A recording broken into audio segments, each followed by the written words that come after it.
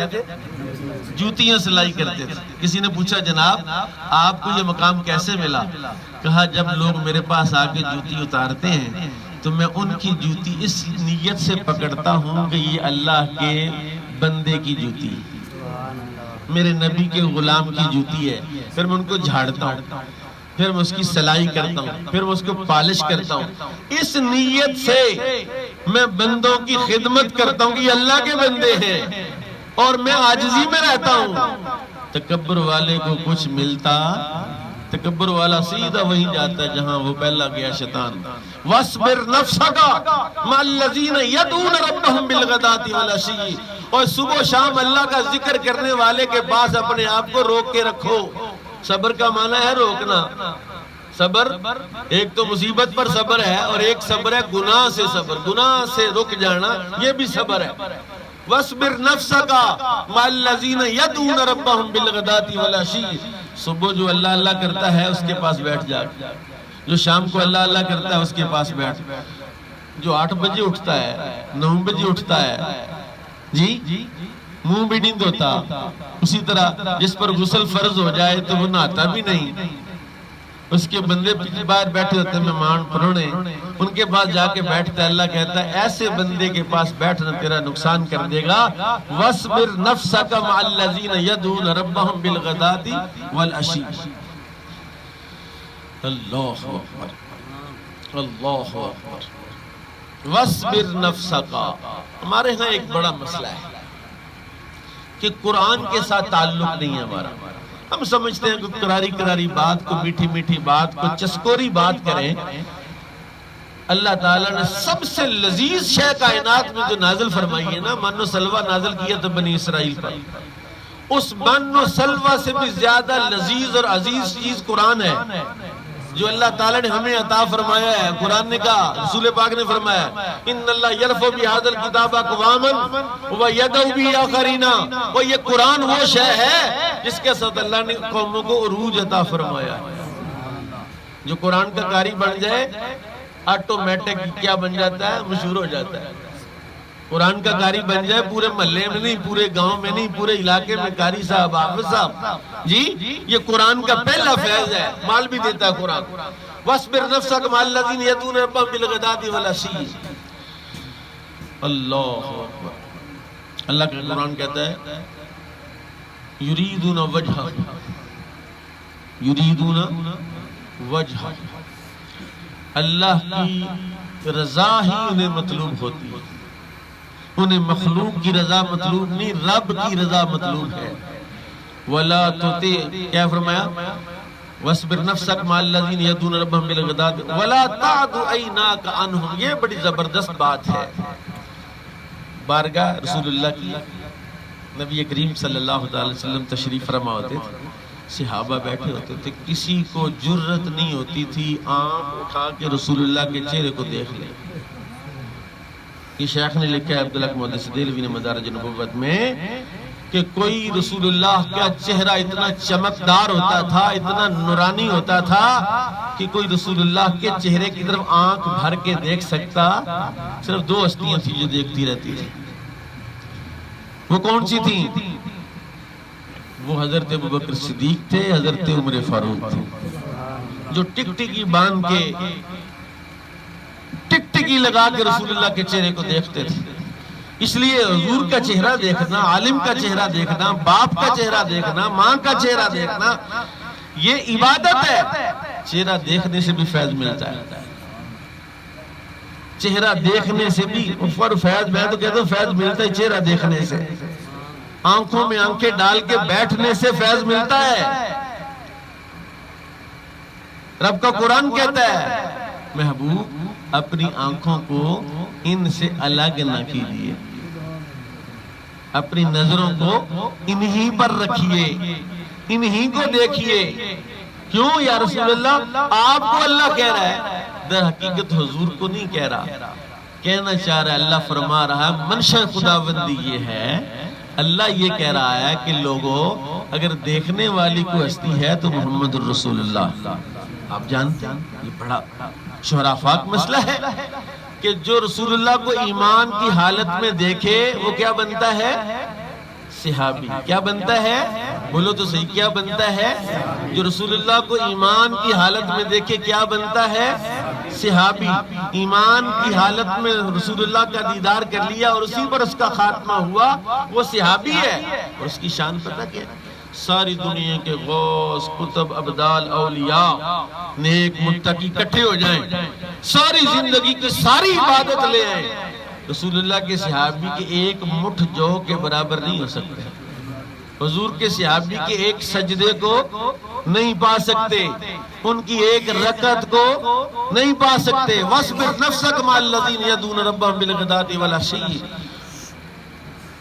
يُرِيدُونَ وَجْهَهُ وَلَا تَعْدُ عَيْنَاكَ عَنْهُمْ۔ یہ جو ہم کہتے ہیں نا نقشبندی حضرات کا یہ ایک طریقہ ہے، حضرت امام ربانی مجدد الفسانی کا یہ طریق ہے کہ آپ یہ اپنے سالکین کو، مریدین کہتے ہیں میری طرف دیکھو، وَلَا تَعْدُ عَيْنَاكَ عَنْهُمْ، محبوب آپ اپنی نگاہیں انہی پر ڈالیں، اپنی نگاہوں کو ان سے ادھر ادھر نہ کرے۔ اور میں کہہ رہا ہوں اگر کوئی صحابی رسول اللہ کو دیکھ لے، رسول اللہ کا دیدار کر لے تو وہ صحابی بنتا ہے، اور جس کو حضور دیکھ لے وہ کیا بنتا ہے؟ مسئلہ تو یہ ہے، یہ دو الگ الگ باتیں ہیں۔ ایک ہے آپ میری طرف دیکھیں، ایک ہے میں آپ کی طرف دیکھوں۔ رب کا قرآن کہہ رہا ہے محبوب تو ان کی طرف دیکھ۔ حالانکہ مطلوب کیا ہے؟ مطلوب یہ ہے کہ اللہ مخلوق کو کہہ رہا ہے تم نے اگر دیکھنا ہے تو میرے نبی کو دیکھنا ہے۔ لَقَدْ كَانَ لَكُمْ فِي رَسُولِ اللَّهِ أُسْوَةٌ حَسَنَةٌ، اللہ یہی کہہ رہا ہے اگر کوئی شے دیکھنے والی ہے تو وہ چہرہ مصطفیٰ ہے، کوئی ہستی دیکھنے والی ہے تو وہ ذات مصطفیٰ ہے۔ اور یہی وجہ ہے، یہی سبب ہے، یہی باعث ہے کہ نبی پاک صلی اللہ تعالی علیہ وسلم سے صحابہ نے پوچھے یا رسول اللہ، اللہ نے 700 سے زائد مرتبہ کہ نماز پڑھو، کتنی مرتبہ؟ 700۔ لیکن اللہ نے قرآن میں نماز پڑھنے کا طریقہ نہ فجر، نہ ظہر، نہ عصر، نہ مغرب، نہ عشاء، نماز پڑھنے کا کوئی طریقہ قرآن میں نہیں ہے۔ پوچھا یا رسول اللہ بتائیے، ارشاد فرمائیے کہ ہم نماز پڑھیں کیسے؟ حضور نے فرمایا صلو کما رأیتمونی اصلی، اس طرح نماز پڑھو جس طرح مجھے نماز پڑھتا ہوا دیکھتے ہو۔ سبحان اللہ۔ یعنی نماز میں بھی صحابہ رسول اللہ کو ہی دیکھتے تھے۔ میں ایک بات سمجھتا ہوں، یہ جو صوفی ہوتا ہے نا، تصوف کا جو کوئی طالب علم ہوتا ہے، وہ دل کا صاف ہوتا ہے۔ کیا ہوتا ہے؟ اس کے دل میں میل، بغض، حسد، کینہ، اور جو صوفیت کا دعویٰ بھی کرے، تصوف کا دعویٰ بھی کرے، اور دل میں بغض ہو، نفرت ہو، دشمنی ہو، عداوت ہو، وہ سب کچھ ہو سکتا ہے، صوفی نہیں ہو سکتا۔ یہ مکار تو ہو سکتا ہے، صوفی نہیں ہو سکتا، کیونکہ صوفی کے لیے ضروری ہے کہ اس کا دل صاف ہو۔ اس کا دل کیا ہو؟ اس کے پاس اگر ابو جہل بھی آ جائے، اس کے پاس کوئی دشمن بھی آ جائے تو وہ اس کا اسی طرح اکرام کرے جس طرح اپنے کا اکرام کرتا ہے۔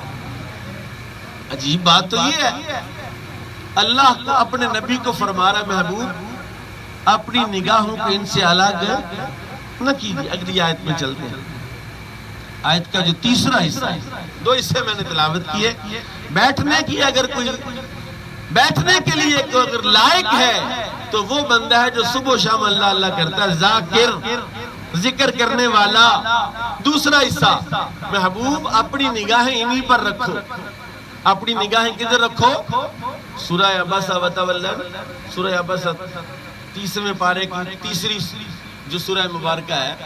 نبی کریم صلی اللہ تعالی علیہ وسلم کی خواہش تھی کہ یہ سارے بندے مومن ہو جائیں، مسلمان ہو جائیں۔ کچھ بڑے لوگوں کو رسول پاک صلی اللہ تعالی علیہ وسلم نے بلایا، ان کو دعوت دے رہے تھے، ان کو سمجھا رہے تھے، ان کے ساتھ کونسلنگ کر رہے تھے، ان کو اسلام کے فائدے بتا رہے تھے۔ اتنے میں حضرت عبداللہ ابن ام مکتوم تشریف لے آئے، نبینا تھے۔ آتے ہی شوق تھا نا سیکھنے کا. علمنی ما علمک یا رسول اللہ، علمنی ما علمک یا رسول اللہ، اللہ نے جو آپ کو سکھایا مجھے سکھائیں. علمنی مجھے سکھائیں، ما علمک یا رسول اللہ، جو اللہ نے آپ کو سکھایا وہ مجھے سکھائیں. اب رسول پاک بات کر رہے ہیں، پیچھے سے بندہ آ کے یہ کہنا شروع کر دیا. حضور نے فرمایا ٹھہرو. آباسا تیوڑی چڑھائی، وتولا ان جاءہ الاعمی، تیوری چڑھائی اور منہ پھیرا جب اندھا آیا. وما یدریک لعلہ یزکا، اللہ نے کہا محبوب یہ جتنے بیٹھے ہوئے ہیں نا، اس وقت رسول پاک کی خدمت میں جب اللہ نے فرمایا محبوب یہ اتنے قیمتی نہیں جتنا یہ قیمتی ہے آپ کا غلام، کیونکہ اس کے دل میں آپ کی محبت، اور جس کے دل میں آپ کی محبت وہ کائنات کا قیمتی ہیرا ہوتا ہے، وہ قیمتی ہوتا ہے. اور اس کے بعد اللہ نے فرمایا وَلَا تُطِعْ مَنْ أَغْفَلْنَا قَلْبَهُ عَنْ ذِكْرِنَا. یہ بڑی زبردست بات ہے، یہ بڑی اعلیٰ بات ہے. اللہ کہتا بات کس کی ماننی ہے، اطاعت کس کی کرنی ہے، کس کی بات ماننے کا فائدہ ہے. وَلَا تُطِعْ، اطاعت نہ کرو، بات نہ مانو، اس کے پیچھے نہ چلو. مَنْ أَغْفَلْنَا قَلْبَهُ عَنْ ذِكْرِنَا، جس کے دل کو ہم نے اپنی یاد سے غافل کر دیا.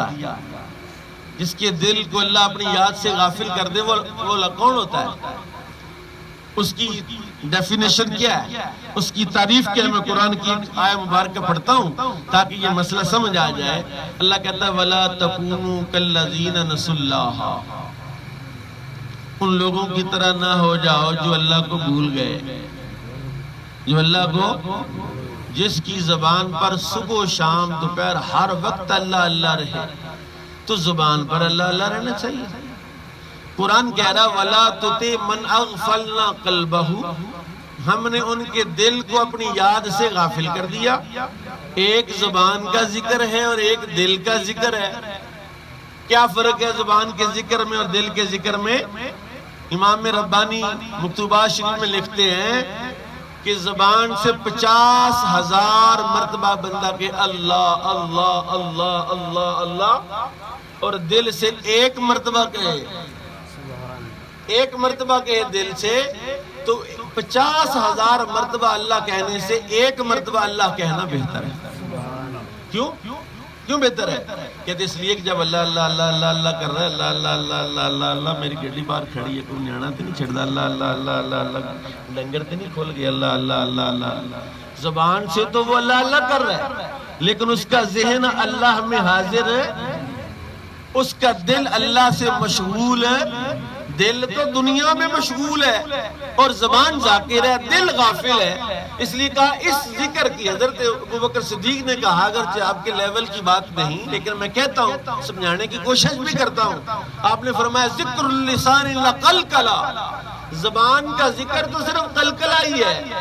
قلقلہ کا تو صوفیہ کی زبان میں ترجمہ بکواس ہے کہ زبان کا ذکر تو نری بکواس ہی ہے. اور امام ربانی نے اس کی ایسی خوبصورت وضاحت فرمایا. آپ نے فرمایا حضرت شیخ نے ایسی بات کہی ہے، حضرت افضل البشر بعد الانبیاء نے ایسی بات کہی ہے، اس کی بنیاد کیا ہے؟